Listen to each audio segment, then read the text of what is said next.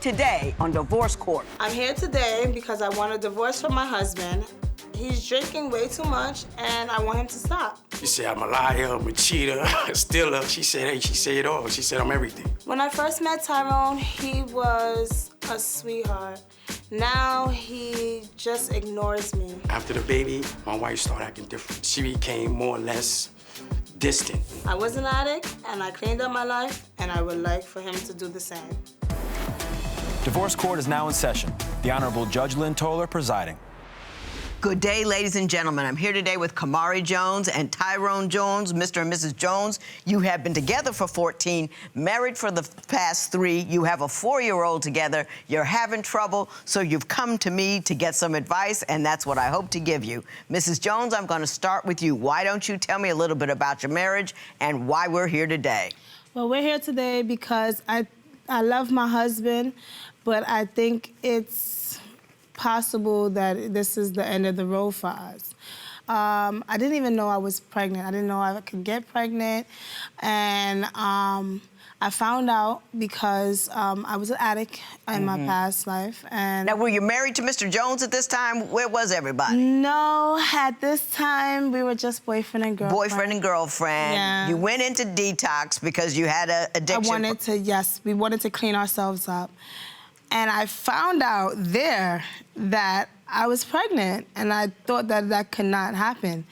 And I was ecstatic. I was running through the halls. I remember it like it was yesterday, screaming, "Thank you, Lord. Oh my gosh, oh my gosh." And when I got to my husband, I was like, "Hey, babe, we're pregnant." And he was like shocked, but not a bad shock. He was happy. It was a very happy time for us. And they didn't let me into the detox, of course, because I was pregnant. Right. But I didn't even need it. And I thank God every day. I just needed prayer and to stay with God. And I cleaned up. And, you know, now in the beginning of our relationship, we were all over each other. And you know, now it's like it's hell. I feel like I pressured him to get married. And, you know, maybe he wasn't ready. I pressured him a lot. I mean, went to the point. A lot. Mr. Jones, can you tell me what she did to pressure you into marriage? Go ahead. First of all, Judge, I'm a little older now. I did 15 years in prison, and I came out. Okay. By me getting myself together, trying to find out about the Metro cards and the phones and everything like that, I got somebody pursuing me. Hot on your tail. On my tail. Number one, I'm like, this little girl is too little for me, too young, you know, stuff like that. Yeah, But because you're 52 and she's 28. Yeah. So you thought you're this young thing? I don't want to be bothered with all of that. I'm running Right, from you her. running. But she tracking me And down I kept everywhere. chasing. Everywhere I went, I turned, she was there. I couldn't get rid of her. So eventually, I gave in. I gave them, might as well keep her because she's not going anywhere. I gave in. And then everything, you know, it was good. When the baby came, it was better. Because I lost all my family while I was doing all that time. My mother, my father, my dog, I lost everybody. Everybody died while you were in prison. Oh, my goodness. You know, when the baby came, it was something special, you know? Yeah, it made me strong. Yeah, I had a family. You know, and then everything went wrong. She just got crazy after the baby came. She just went crazy on me. Everything I do is wrong. Screaming at me, this and that. Well, what's she doing? What's she screaming at you about? I'm saying, don't hang out, go over here. Why you doing this? Stop. Yeah, but I'm just saying. She doesn't want you to hang out. Don't want me to do nothing. My friends, she don't want nobody with me. You know, she want me all for herself. Now, Mrs. Jones, Yeah. Are you on him about who he hangs out with and where he goes? Yes, because when I did actually go ahead and do an outpatient treatment, drug treatment and you know, alcohol treatment and everything, because I truly wanted to be the mother that my daughter deserves. And I learned people, places, and things are triggers. And it triggered him wherever he went. Like, you know, it led him to be in a bad place afterwards. My thing in my household, my motto is, we have to do the right thing. It's no more, I can't chance going to jail, no more, I can't chance, you know, getting my baby taken. I can't chance any of that, because that will completely destroy me. What are you trying to keep him from doing? I'm trying to keep him from killing himself. I feel like... And how are you going about that? I'm telling him that, you know, he needs to be home to help me more. I just recently graduated as a medical assistant, a medical office assistant, and you know I'm working, I'm going to college, I'm doing online classes. I'm not able to cook, clean, do classes, go to work. I can't do it all by myself. Is he not contributing financially? No. Judge, Mr. Jones, go ahead. I cook, I clean, I wash clothes. But I when do you all the stuff that I never did. Try to make everything, you know, the right way. Okay. Well, she's taking advantage of it now. Right. Go get that for me.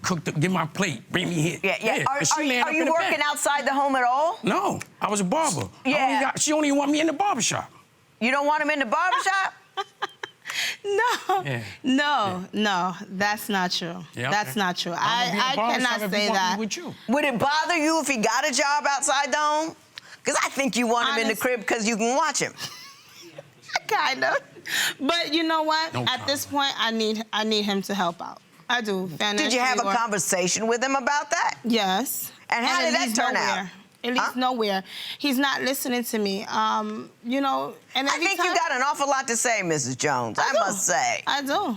And you know, I found, it's ironic, it seems odd, you know, but the less you tell a man, the more he hears. That's true. I think you might want to try that. And that's why it's ending up this way. Right. And, you know, ever since I told him I wanted a divorce and I've made steps towards a divorce, I'm with you. You're not paying attention to me. You're not paying attention to me. That's okay. I want to move on to the lies you say he tells and his disappearing acts, and then we will revisit the issue of how much you talk. When you leave the house, do you sometimes go overnight or stay for a couple of days and don't come home? Yeah. Do you see that as a kind of problem with a married dude? It's not I don't do it all the time. I need some space sometimes, Judge. I need to get away from her. What? She's screaming. Nothing good happening 3, 4, 5 o'clock in the morning. Nothing.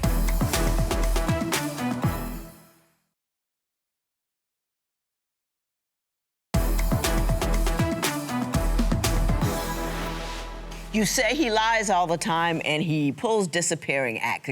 Give me a couple of examples. Okay, well, Tyrone, when he's out and he doesn't come home, he just recently, he stopped for a while and now he's back at it. He's not coming home till like a day later. And when he comes home and like this one time, he came home and I'm like, where have you been?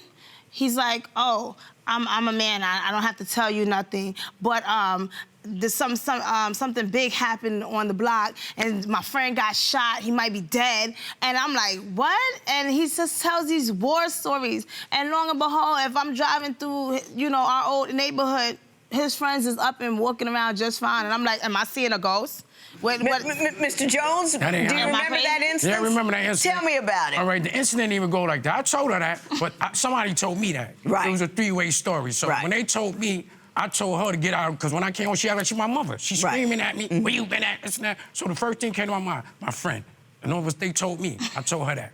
So I said that, but it wasn't true. Right. But they told, it was a rumor. Yeah.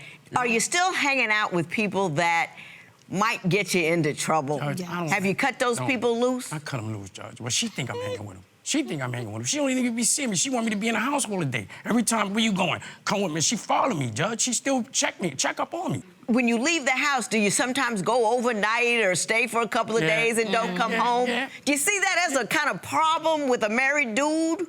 But it's not I don't do it all the time. I need some space sometimes, Judge. I need to get away from her. What? She's screaming. Nothing good happening 3, 4, 5 o'clock in the morning. Nothing. Unless you're a baker. You're right. And you're getting up. You're right. So do you understand why she's concerned about that? A little bit.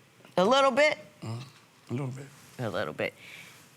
Tell me the most outrageous thing she's done to keep you in the house. She paid me. She paid you? Yeah, to stay in the house. How much? $100. She paid you $100 one night not to leave? Not to leave. And I stayed. I would have stayed too. I'm just gonna say nothing wrong. She offered you $100 to stay. Stay home. How long were you out of prison before she married you? 2 years, 3. 2 years? Yeah, and she pursued that. I ain't gonna say she made me do it, but she was on me so hard, Judge. I went in on that too.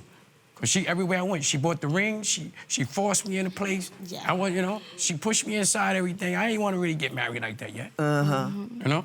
You pretty much dragged him down the aisle. Yes. What did you see in him that made you believe that he was the right guy for you? Me, I felt like I'm head over heels for Tyrone. And, I pushed it because that's what I wanted. I wanted a family. I wanted the American dream, a boy and a girl, the white picket fence, the house. And you just picked him and thought you would plop him down in the middle of your dream. A couple of beers and 2 little glasses of vodka. Shots, yeah. These little shots. Just little pop, pop, boom, you done it. Yeah. That's it. Not like what she talking about.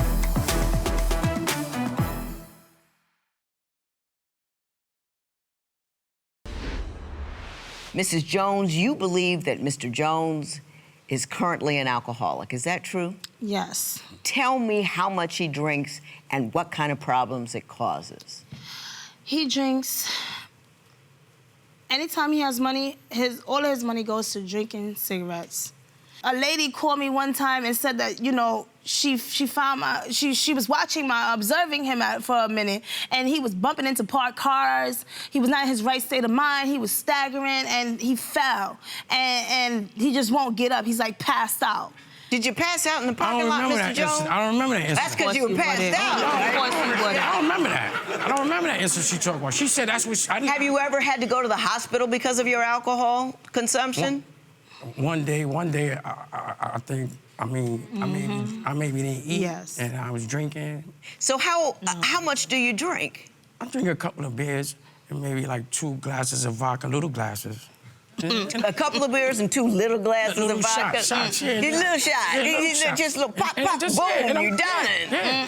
That's it. Not like what she talking about, like, I don't believe you, right? Yeah. You get that part, Has it gotten worse over the years? Is that your concern? Or is it just a steady state of alcohol? I feel it's gotten worse because his health is fading. Are you going to AA or something? All right, Judge, I did all that already. I'm saying, I don't know what she's talking about. Let me say this. You say your sex life isn't what it used to be. That's what I was going to say. Judge, I feel like because since I had my child and I've gained weight, I wasn't always this big. I was always a little plump, but I was never this big.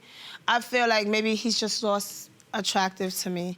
He's just not attractive to me anymore. He doesn't want to have sexual intercourse anymore. What hurts me the most is we can't even be in the same room. Every time I enter the room to try to be with him, he walks out and goes to another room. He doesn't want to be in the same room as me. We don't sleep in the same bed at night. He say it's because, I'm too wild of a sleeper, but that never have been a problem Mr. before. Jones, is that an accurate picture? Something like that, Judge. Why is the picture like that? Tell me why. I don't sleep with her because she do sleep. Why? She be punching me all in my face and everything. And then it's really not a lot of room. But she says there's no affection, there's no love. Because, Judge, she always screams. It ain't her turn of, like, the way, it's how she treat me, Judge. The way she talked to me, it turns around. That's why when she come in the room, I go in the other, because I don't want to get in none. Every time we be in the same room, there's something happening. It's something popping off. Yeah, popping off. Now think about it for a second, Ms. Jones. Are you always at him about something? Because Tyrone fails to do the right thing. So that's a yes. You are always at him about something. Yes. And let me ask you something. How many of the problems have you fixed with that? None, that's why I'm here. You continue to do that which is not working. Let me try to give you something else to do. Divorce Court will be right back.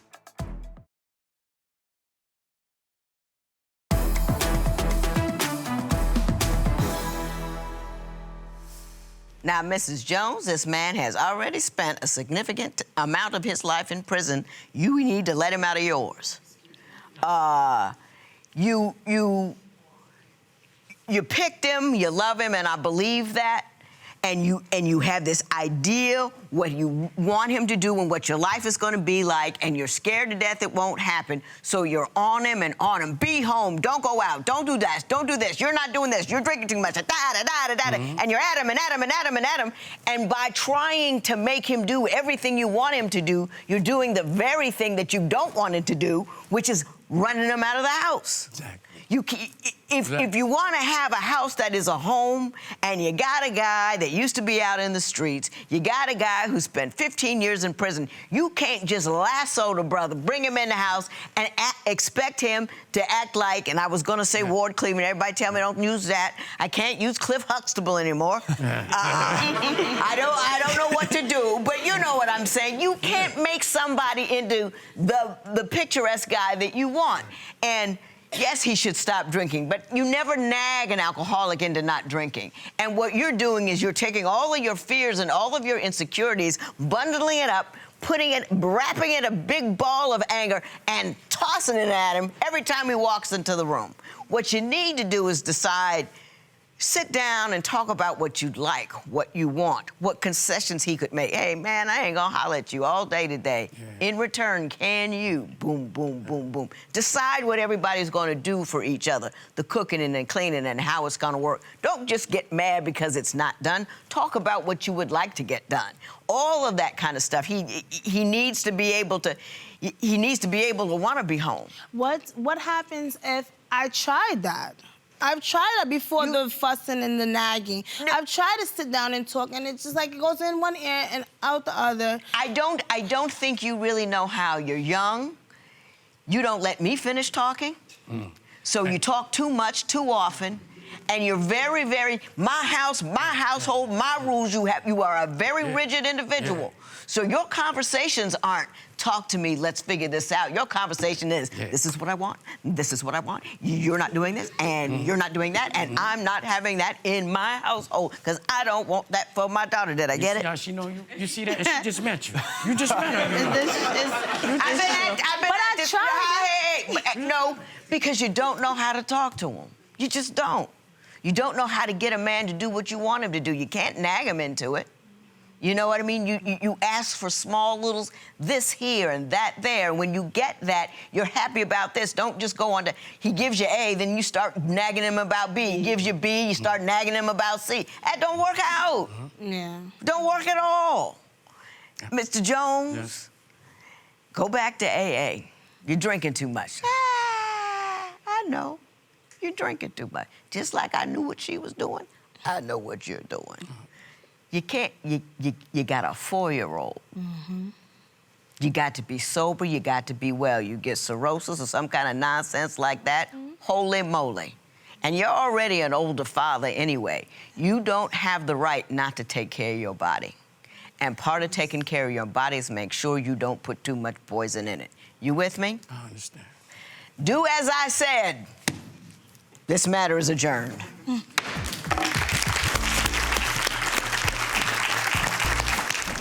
You mentioned divorce coming here today. Is that still a thought for you, or do you think now that you can make this work? We're gonna try to make it work first. Of course. Judge Lynn got through to him. Do you think that? I don't know. Let's see. Are you hopeful? You want this to work? Yeah, I want my daughter to have her moment, you know? And I already want it to work, but she gotta be able to find out how to work it, because the way it's working, it wasn't working.